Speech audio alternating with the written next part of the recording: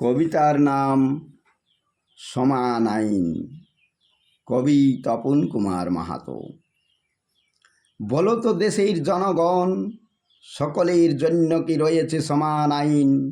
নিজেদের অন্তর মধ্যে ভেবে দেখো মনে, আমাদের সকলের জন্য নাহিকো সমান আইন।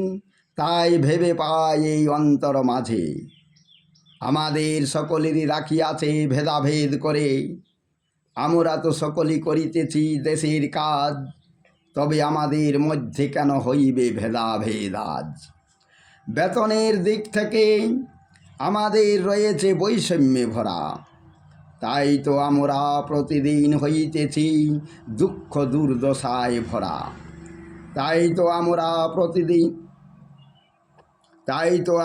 প্রতিদিন হইতেছি দুঃখ দুর্দশায় ভরা। কাহারও বেতন বেশি, কাহারও বেতন কম, কেমনে চলিবে আমাদের ঘর সংসার? যাহাদের বেতন বেশি তাহাদের আরামে চলিবে ঘর সংসার।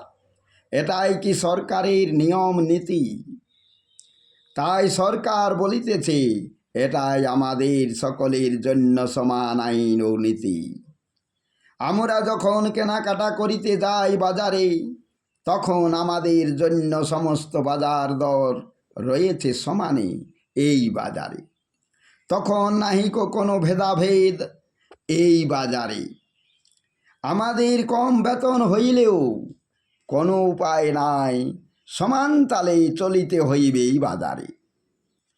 কেনাকাটার দিক থেকে নাহিকো কোনো ভেদাভেদ আমাদের এই বাজারে।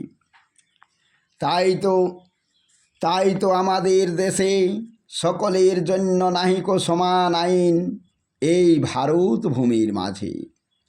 যাহারা করে দেশের আসল কাজ, তাহাদের নাহিকো কোনো বেতন আজি।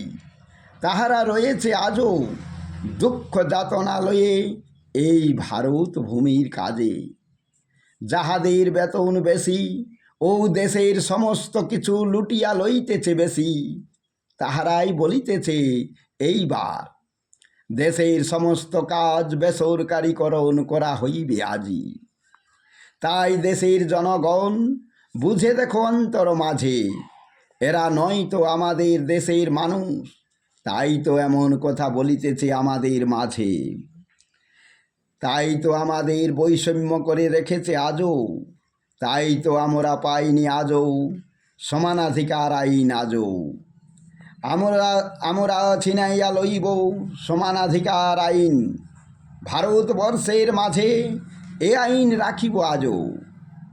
আমরা ম্লান হতে দেব না সমানাধিকার আইন এই ভারতবর্ষের বুক থেকে আজি। তাই তো আমরা করিব আজি সমানাধিকারের জন্য বিদ্রোহ আজি। এটাই হইবে আমাদের সংগ্রামের পথ বুঝি। তাই আমরা ক্ষান্ত হইব না সমানাধিকার সংগ্রামের পথ থেকে বুঝি। এদের বিরুদ্ধে আমরা যদি না করি সংগ্রাম, তবে আমাদের থাকিতে হইবে কৃতদাস হয়ে এই ভারতবর্ষের মাঝে। জয় হিন্দ। কমেন্ট ও শেয়ার করে জানাবেন আমার কবিতাগুলি কেমন লাগছে আপনাদের।